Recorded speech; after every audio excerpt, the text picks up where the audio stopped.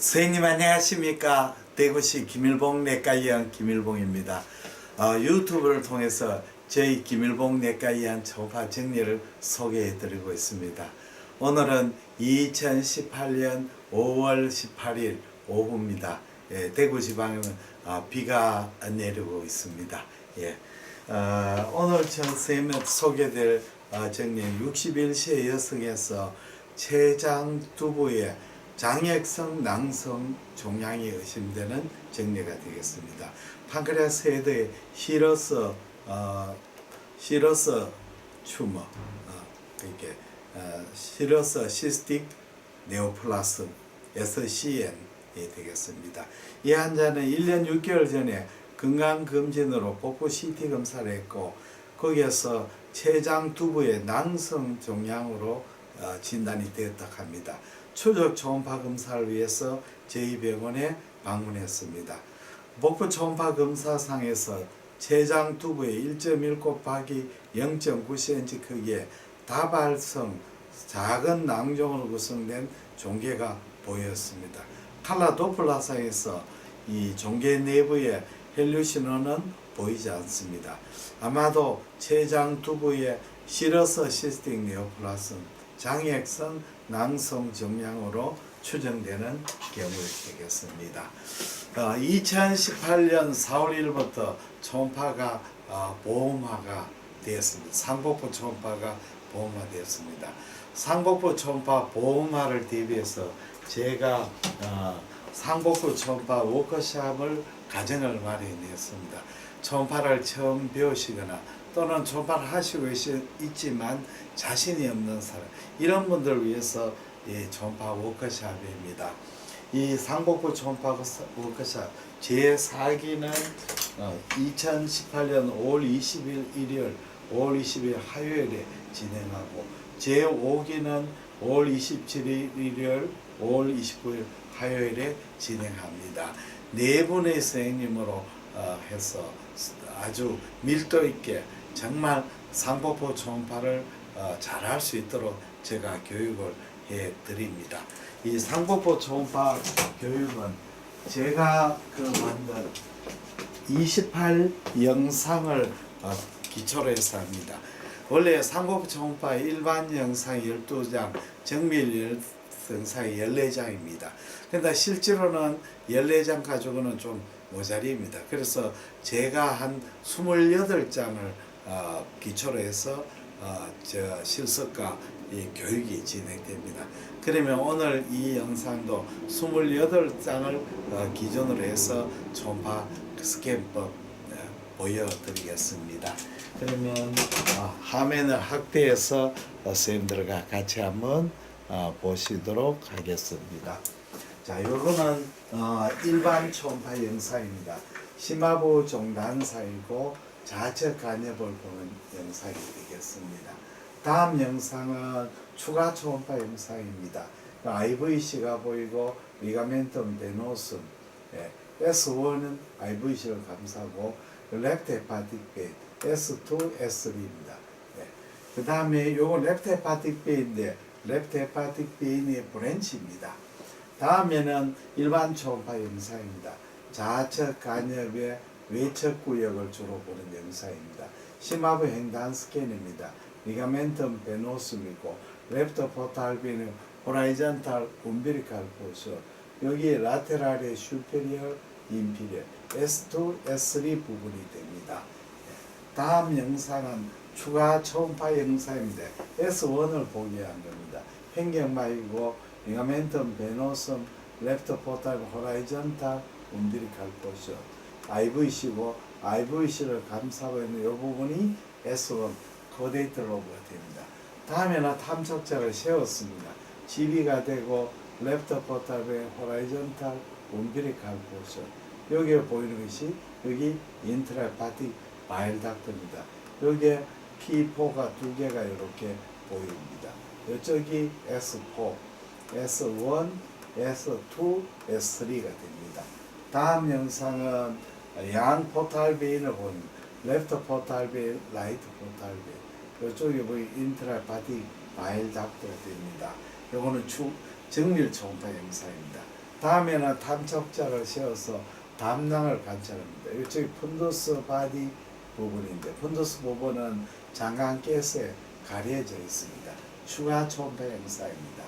다음에는 우상복부 횡단 스캔으로 GB를 보고 있습니다. 이게 GB의 단축사입니다. 라이트 키드니가 보이고 GB의 푼두스 부분으로 생각이 됩니다. 다음에 헤파틱 베인을 보고 있습니다. 미들 헤파틱 베인, 라이트 헤파틱 베인. 여기 5번 포탈 베인입니다. 세그멘트 5번, 세그멘트 8번이 되겠습니다. 요거는 미들 헤파틱 베인, 레프트 로브, 라이트 로브 나누고 라이트 헤파틱, 라이트 안테리어가 포스테리얼 디바이드 합니다. 프루블 루페가 리버의 돔 부분을 관찰하는 형사입니다. 이건 일반 초음파 형사입니다. 다음에는 추가 초음파 형상 집이고 요렇게 안테리 인피리얼 쪽을 관찰하는 형상이고 요 형상은 요거는 포스테리 인피리얼 포탈 베인입니다. 포스테리 인피리얼 요쪽은 수피리얼 안테리 인피리얼 포스테리 인피리얼 포스테리 슈피리얼 요 일반 초음파 형상입니다. 다음에는 포스테리 슈피리얼 쪽을 관찰해요. 프로브를 눕혀가지고 받는 거죠. 추가 초음파 형사입니다. 다음에는 이제 일반 초음파 형사 환자를 레프트 라테랄 때 굽히서 해가지고 GB를 봅니다. GB 푼도스 바디 이쪽이 네익입니다. 예. 다음에는 GB의 프로브를 좀 더 눕혀서 포탈 베인 12D입니다. 엑스트라 파티 바일 닥터 다이메터 0.4로 정상 범위 냅니다. 일반 초음파 형사. 다음에 프로브를 위로 올려가지고 여기 안테리 슈페리얼 벤츄랄 도살 이쪽으로 안테리 인풀입니다. 8번 영역, 5번 영역 GB가 보입니다. 그래서 요거는 일반 초음파 형사입니다. 다음에는 여기 헤파틱 베인을 봅니다. 헤파틱 베인 여기 포탈 베인인데 여기 포스터 인피리얼 포스터 슈페리얼 라이트 헤파틱 베인 보고 있습니다. 요거는 정밀 초음파 형상입니다. 다음 영상은 라이트 리버의 하부하고 보고 또 신실질하고 키드니 그 대조삭을 보고 있습니다. 패티 리버는 간실질 에코가 신장의 피질 에코보다 더 대조도가 훨씬 높아집니다. 다음에는 요 영상은 일반 초음파 영상입니다. 다음 영상은 라이트 키드니 장축상을 보고 있습니다. 추가 초음파 영상. 다음에 라이트 키드니 단축상입니다. 이건 라이트 레날 베인, 레날 아트리입니다. 같은 레더라도 요거는 진하고 요거는 밝죠. 밝은 색깔이 동맥이고 진한 색깔이 정맥입니다. 다음 영상은 심화부 횡단상 판크레아스의 바디로인데 판크레 닥터가 약간 딜라테이션 0.18이니까 정상 범위라고 할 수 있지만 약간 조금 뚜렷하게 보입니다. 시날 체인지일 수도 있습니다. 다음에는 판크레아스 헤드를 봅니다. 판크레 헤드 부분에 1.1 곱하기 0.9cm의 낭성 변성으로 구성된 종괴가 헤드 부분에 보입니다. 판크레 헤드입니다. SMV죠. 일반 초음파 형사입니다. 여기 이제 칼라 도플라의 헤드 부분에 낭성 변변 부분에 헬리시노의 증가가 보이지 않습니다. 다음에는 스프레닉 베인 판크레 덕트입니다. 덕트입니다. 그 다음에는 종단상을 보고 있습니다. 판크레아스의 바디입니다. 여기 SME거든요. 다음 영상이 SMV고 여기 판크레 네익이고 밑이 우이시네 보셨습니다. 다음에 판크레 헤드입니다. 여기 포탈비입니다. 여기 헤드 부분에 이렇게 낭성 변변이 관찰이 됩니다. 이 헤드의 낭성 변변은 중과된 헬리시노는 보이지 않습니다. 다음에는 좌측 신장이 장축사입니다. upper 쪽이 lower 쪽입니다. 좌측 신장 이거는 단축사입니다. 정상 소견입니다. 그 다음 스프린의 장축인데 다이메터가 7cm로 정상 범위 내로 있습니다. 그래서 이 정리에서는 판크레아스 헤드 부분에 낭성 변변, 칼라 도플러의 헬리오시바 증가가 없고 여기 종단상이죠. 그렇게 보입니다. 아마도 시러스 시스틱 네오플라스մ으로 생각되는 정리가 되겠습니다. 그러면 제가 만든 초음파 스캔법 상복부 초음파 스캔법 28 영상을 보여드리겠습니다. 김일봉입니다. 예, 제 상기 상복부 초음파 워크숍에 참석한 선생님을 위해서 제가 보험 규정에 의한 상복부 초음파 스캔법 28 영상을 소개해드리겠습니다. 지금 여기 이 화면을 찍어주십시오. 상복부 초음파 스캔법 28 영상은 제가 28 영상을 하면 순서에 따라서 만들었습니다. 이 스캔 영상은 일반 영상은 12장이고 정밀 영상은 14장이 됩니다. 정밀 영상은 일반 영상 12장에 2장이 추가되어서 14장이 됩니다. 실제로 이래 초음파를 스캔해 보시면 이 14장 가지고는 조금 초음파, 상복부 초음파 진단이 좀 어려운 적이 있습니다. 그래서 제가 14장에 추가를 했습니다. 추가있는 영상은 첫째는 양측 신장의 횡단 장축상, 단축상을 추가했습니다. 신장은 비뇨 깊게 초음파에 들어있지만 그러나 이제 신장은 우리의 상복 초음파할 때 같이 봐야 되는 영상이 됩니다. 또 이제 들어가 있는 것은 이 보험에서는 3장이 장축상만 들어있는데 제가 단축상도 추가를 내장을 했습니다. 그 위에 제가 이제 또 추가했는 것은 리버에서 서브코스탈에서 리버의 S1, S4 그리고 그 부분을 추가했습니다. 그래서 28장을 순서에 따라서 스캐닝하게 되겠습니다. 그러면 시작하겠습니다. 자, 이 슈퍼 모델을 대상으로 지금 하고 있습니다. 자, 우선은 우리가 스캔을 할 때 프로브를 잡을 때 잡는 게 굉장히 중요합니다. 셈 중에서 이렇게 잡으시는 분인데 이렇게 잡으면 손가락으로 힘을 줘야 되기 때문에 조금 힘이 듭니다. 그래서 가급적이면 프로브를 이렇게 끈을 목에 매고, 목에 매는 것은 이 탐촉자가 떨어지면 바닥에 부서질 수가 있기 때문에 탐촉자를 보호하기 위해서 그렇습니다. 그 다음에 잡을 때는 이렇게 잡는 것보다는 이렇게 프로브의 목을 딱 손틈에 이어서 이렇게 잡는 게 좋습니다. 이렇게 하면 손가락 힘으로 누르는 것이 아니고 손목의 힘, 체중으로 누르게 됩니다. 자, 버티컬하게 잡을 때도 마찬가지입니다. 이렇게 잡는 것은 손가락 힘이 너무 듭니다. 그래서 이렇게 잡도록 하는 게 좋습니다. 자, 그러면 우리가 스캔 영상을 시작해 보겠습니다. 첫 번째 일반 초음파 영상, 좌측 간엽 종단상을 보겠습니다. 자, 이쪽을 보시죠. 좌측 간엽 종단상은 이렇게 에피가스트리움에서 장축상을 보게 됩니다. 네, 화면을 조금 밝기를 조절하겠습니다. 자, 화면이 어떠세요? 너무 어둡습니까? 괜찮습니까? 네. 예, 좋습니다. 이 영상의 목적은 자, 앱스를 제작하겠습니다. 자, 배를 불룩하게 하시고 꽉 눌렀습니다. 눌러서 심하고 종단 스캔입니다. 자, 프로브 위치가 이렇게 됩니다. 에피칼레스트림에서 종단 스캔합니다. 그러면 리버의 렉트 리버의 종단 스캔이 됩니다. 이 스캔에서 중요한 이미지는 리버의 엣지하고 리버의 포스테리어 서피스가 선명하게 나오도록 합니다. 그리고 이 영상에서 관찰하는 것은 리버의 렉트 로브의 라테랄 세그멘트 슈피리어, 인피리어 2번, 3번이 되겠습니다. 주의할 것은 여기 리버의 엣지가 잘리지 않도록 됩니다. 그러면 엣지가 잘리는 걸 보여드립니다. 이런 영상은 좋지 않습니다. 보십시오.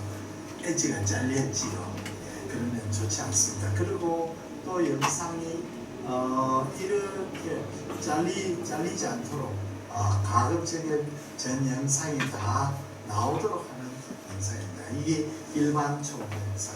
여기서 중요한 포인트는 다시 설명하면 리버의 엣지와 포스테리어 서피스, 이소파구스, 아올타가 같이 나오는 좋은 영상이 되겠습니다. 다음에는 두 번째 영상입니다. 두 번째 영상은 프로그를 약간 오른쪽으로 기울여 줍니다. 기울여 주면 여기서 이 영상은 추가 초파 영상이 되겠습니다. 이 영상의 중요한 점은 리가멘트 베노스이 나오도록 하고 이렇게 28 영상을 순서에 따라서 스캔하면서 해설하는 영상입니다. 상복부 초음파 워크숍에 참여하시는 분에게는 이 영상을 선물로 또 드립니다. 그 외에 여러 가지 강의 자료를 제가 선물로 드리겠습니다. 그러면 지난 시간에 이어서 공병호 박사의 단상, 공병호 박사 소장의 단상을 읽어드리겠습니다. 지난 시간에 이어서 조현정 회장과 공병호 소장의 대담 내용이죠. 공병호 박사는 공병호 경제연구소 소장이고 경제에 관한 많은 강의를 하고 자기 경영 강사지요. 그리고 조현정 회장은 비트 컴퓨터 회사 회장입니다. 그러면 읽어드리겠습니다. 공병호 박사, 멸치 의장을 하는 저희 아버지도 덕성업강, 덕을 숭상하면 업을 확장할 수 있다고 하셨죠.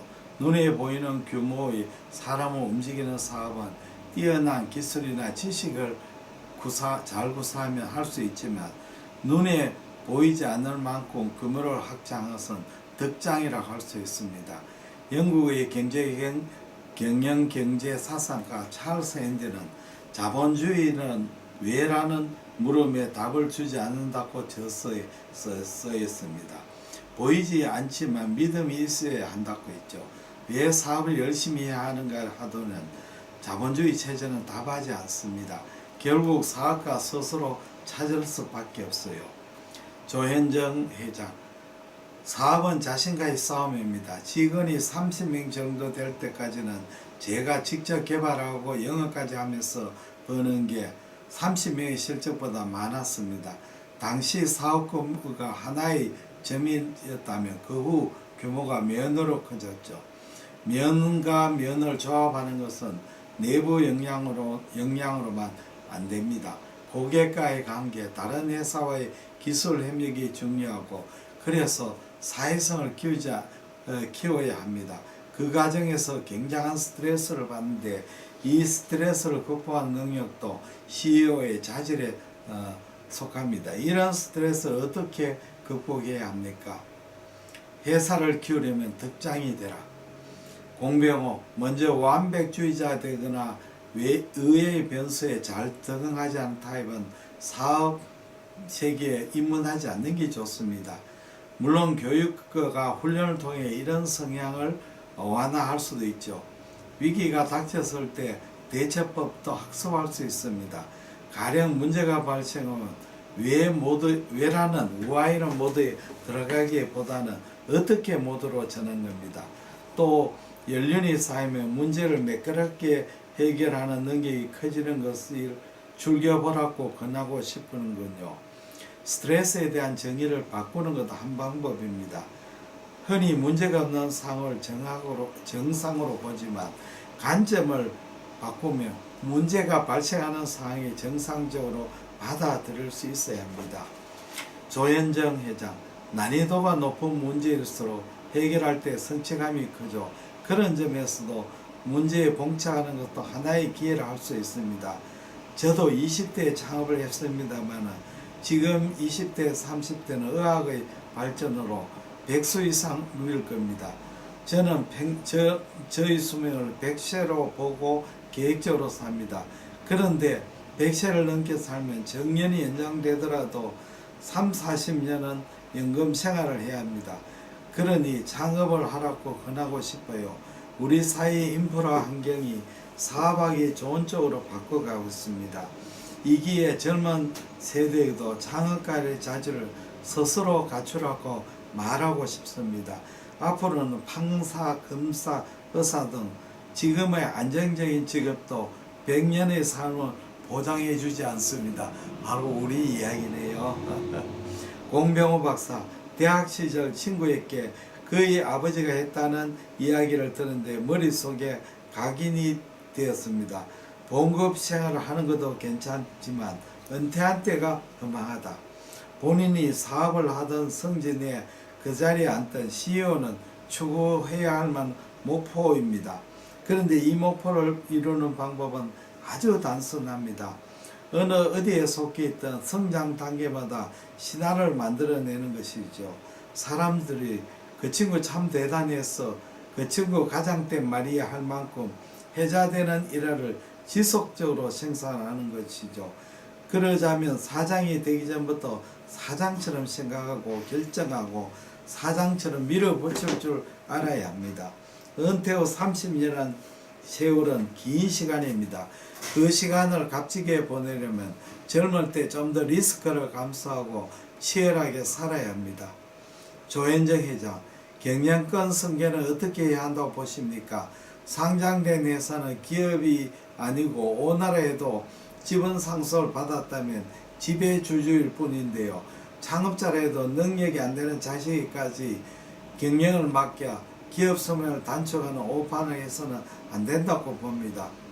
공병호 박사, 지희 경우에 제규엘치 전 회장은 10년, 이멜트 현 회장은 8년을 준비했습니다. 무엇보다 사업을 지속시킬 수 있는 후계자를 고르는 게 중요하지요. 혈연 자본주의가 강한 우리나라에서는 경영권을 맡길 만큼 자식이 똑똑한 것이 최선입니다. 단 지금 세대는 반드시 자식이 맡아야 하는 생각의 강도가 전 세대만큼 강하지 않는 것 같습니다. 공병호 소장이 말한 사장아, 사업의 포트폴리오를 잘 구성하라. 장기적으로 기업이 생존하려면 사업의 포트폴리오를 잘 짜야 한다. 업종 전문화의 리스크를 분산시키려면 수입원이 적어도 3개에서 5개는 되어야 한다. 이들 수입원 간의 균형을 유지하라. 두 번째, 이윤 창출을 넘어서 기업의 존재 이유를 설정하라. 물질적 가치를 초월하는 원대한 이상을 목표로 삼지 않으면 기업도 쇠퇴하고 만다. 몰락할 수도 있다. 지속 가능한 성장을 하기 위해서 존재 이유를 설정하고 구성원들과 공유하라. 왜 모드가 아니고 어떻게 모드를 유지하라. 문제가 발생하는 것은 정상적인 상황이다. 문제가 발생한 원인 분석에 골몰하기보다는 솔루션을 찾아라. 완벽주의자거나 돌발 상황이 적응이 잘 안 된다면 사장 타입이 아닐 수도 있다. 사장이 되기까지는 단계마다 신화를 만들어라. 네 번째죠. 동료 사이 해자되는 일화를 지속적으로 만들어내라. 동료들이 이구동성으로 그 친구 참 대단해서 그 친구가 말이야 할 만큼 일을 통해 강렬한 인상을 남기라. 방법은 사장처럼 생각하고 사장처럼 일하는 것. 두 주요 전선에 활력을 집중시키는 스타일. 두 사람의 공통점은 조현정 회장과 공병호 소장은 공소장이 자유기업센터 초대 소장이 있을 때 벤처기업 협의회를 통해 인연을 맺었다. 벤처기업가 1세대인 조 회장은 벤처기업협회 설립에 주도했는데 공소장이 기업가 정신에 대한 강의를 통해 이론적인 뒷받침을 했다. 조 회장은 2세대의 최고 농객이라고 공소장을 상찬했다.